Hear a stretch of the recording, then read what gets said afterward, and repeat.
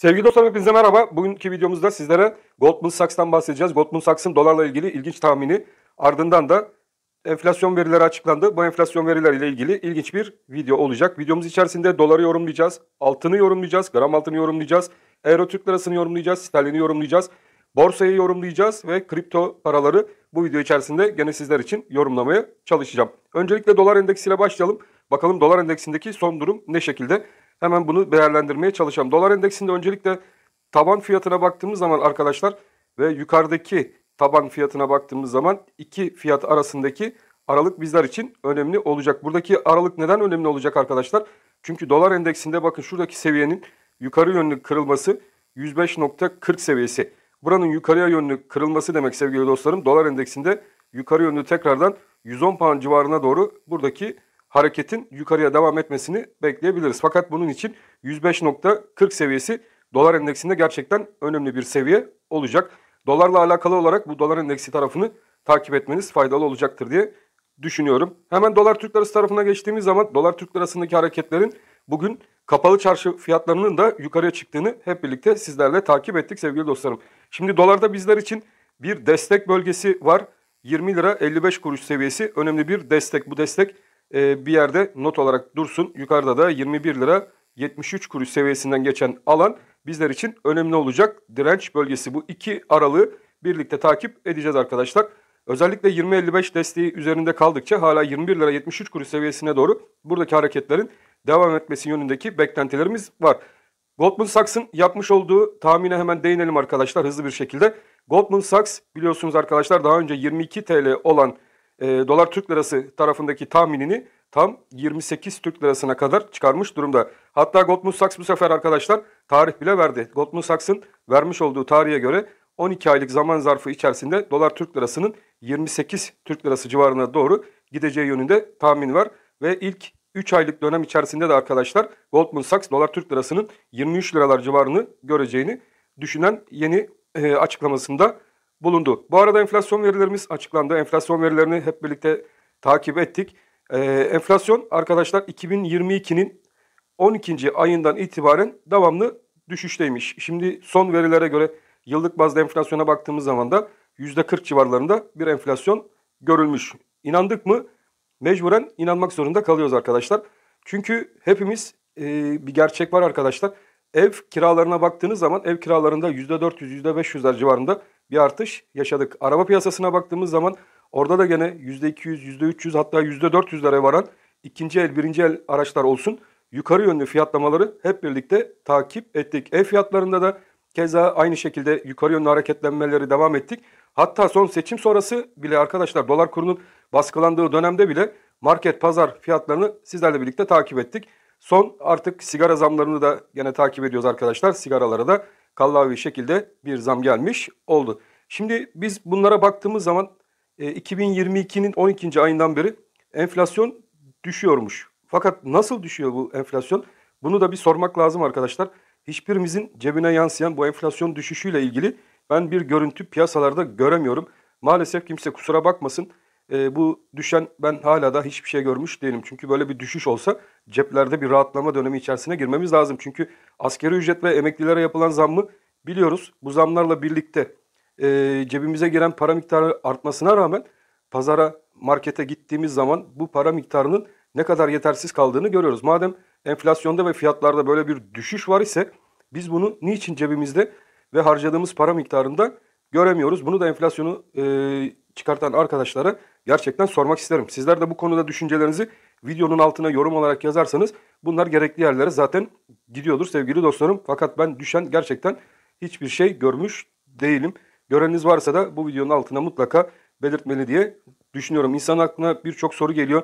Önümüz emekli ve asgari ücretli. Zaten biliyorsunuz arkadaşlar hayat standartlarının bile altında maaş alan insanlara yapılacak 3 kuruş zam için böyle bir duruma gidiliyorsa gerçekten çok kötü. Bu gene piyasalarda bir sarsıntı yapar. Sayın Mehmet Şimşek'in dediği gibi gerçekçi politikalara bir an önce dönmeliyiz arkadaşlar. Bu türden gerçekçi olmayan politikalar gerçekten komik duruyor. Hiç kimseye de inandırıcı gelmiyor maalesef. O yüzden dolar kurunda da zaten bugün yukarı yönlü hareketler izledik. Mehmet Şimşek'in gelmesiyle piyasalarda bir iyimserlik havasının yaşanacağını zaten hep birlikte düşünüyorduk. Bu iyimserlik hava borsa tarafında yaşanmaya başlandı. Yukarı yönlü hareketleri hisse bazlı olarak görmeye başladık. Borsa tarafında birazdan tekrardan değiniriz. Genel anlamda gene baktığımız zaman altının ons tarafında ABD borç krizinin aşılmasıyla birlikte de ufak aşağı yönlü hareketlenmeler izleyeceğimizi söylemiştim. Ve dediğim gibi orada da verdiğim rakamlar civarına doğru hareketler görmeye başladık. Mehmet Şimşek'in bir an önce ortodoks politikalarına dönmesi gerçekten çok önemli. Yapmış olduğu açıklamalar çok önemli. Tabii bunu yaparken arkadaşlar cari açık dengesiyle birlikte dolar kurunda niye aşağı yönlü hareketler görmüyoruz şeklinde sorularınız olabilir. Şimdi dolar kurunda hükümetin ve Mehmet Şimşek'in arkadaşlar cari açık dengesini koruyabilmek için bir rakam mutlaka vardır. Şimdi o rakam kaçlardan geçiyor? Bunu gerçekten bilmek zor. Fakat ilk etapta cari açıkla mücadele şeklinde bir sinyal Mehmet Şimşek tarafından aldığımıza göre Mehmet Şimşek belli bir miktara kadar doların yükselmesine kademeli bir şekilde izin verecektir diye ben düşünüyorum. Ne zaman ki arkadaşlar ithal malların daha pahalı olduğu, ihracatçının ithal mallarla daha rekabetçi bir durumda yarışabildiği bir zaman zarfı içerisine girersek o zaman anlayacağız ki dolar kurunda aşağı yönlü bir düzeltme hareketleri içerisinde beklentiye girebiliriz. Ama şu an itibariyle baktığımız zaman böyle bir sinyal henüz piyasalarda gözükmüyor. Zaten Sayın Mehmet Şimşek de daha yeni görevine başladı. Bakalım bu görevin ilerleyen günlerde yansıması nasıl olacak? Enflasyon ve faiz sarmalı içerisindeki orta yollu kendi ekonomi politikası içerisindeki duruma Sayın Recep Tayyip Erdoğan'dan nasıl hamleler gelecek veya tamamen serbest bırakılacak mı ekonominin patronuna bu türden işler? Bunlar gerçekten çok önemli. Önümüzdeki süreç içerisinde bu durumları mutlaka sizlerle birlikte takip edeceğiz, takip etmeye çalışacağız. Bununla ilgili son dakika haberlerini de mutlaka izlememiz lazım. Şimdilik 20.55 üzerinde dolar TL kurunda yukarı yönlü hareket 21.73. Onun üzerinde de arkadaşlar 22.97 yani 23 lira seviyesinde bulunan iki direnci mevcut. Goldman Sachs'ın yapmış olduğu tahminde 3 aylık zaman içerisinde 23 direncine doğru dolar TL kurunun gideceği yönündeki beklentisi mevcut. Ben de 19.50 biliyorsunuz benim için standart bir bölge. Bu bölge üzerindeki kalışlar tabii ki inişli çıkışlı bir şekilde dolar TL kurunda tekrardan yukarı yönlü 23 TL'ler civarına doğru bu hareketin devam etmesini getirebilir. İlk artık Merkez Bankası faiz kararları önemli olacak. Tabii bunları da takip edeceğiz. Bakalım buradan bir faiz yükseltme yönünde bir politika görebileceğiz mi? Nasıl mı yoksa faizin mi kazanabileceği bir dönem içerisindeyiz. Hep birlikte sizlerle birlikte bunu izleyip göreceğiz, deneyim edineceğiz. Evet, altın tarafına baktığımız zaman özellikle ons altın tarafında aşağı yönlü zaten beklentilerim vardı. Şu an itibariyle de 1936 dolarlar civarında bir ons altın sizlerle birlikte izliyoruz. Yukarıda 1941 benim için önemli bir destek. O desteğin altına sarkmalarda 1920 dolar seviyesindeki destek gerçekten çok önemli bir destek. Yukarıda 1941 desteği, onun altında 1920 dolar desteği. Bu destek neden önemli? Daha önce de bu grafik üzerinde belirtmiştim. Yükselen trendin geçtiği destek, bakın. Buradan devamlı yukarı yönlü bu trend üzerinden zaten bir tepki almış ons altın. Şimdi bu tepkinin alt tarafı 1920 dolardan geçiyor. Bu 1920 dolar kırılırsa buradaki hareket biraz daha hızlanabilir aşağı yönlü. Ama kırılmadığı sürece bu 1920 dolar seviyesi ons altın tarafında da bir dip seviye olarak kabul edilebilir. Buradan hareket şu şekilde tekrardan yukarı yönlü 2100 dolar seviyesine doğru ons altında yukarı yönlü yükselişi de devam ettirir sevgili dostlarım. Bunun için de Fed'in faiz kararları önemli olacak. Fed faiz kararlarını sizlerle birlikte takip edeceğiz. Şimdi ons altın ve dolar incelemesi yaptıktan sonra tabii ikisinin birleşiminden meydana gelen gram altın önemli oluyor. Türkiye piyasalarında gram altın şeklinde bir altın var. Bu dünya piyasalarında her ne kadar da olmasa da orada ons bazında değerlendiriliyor.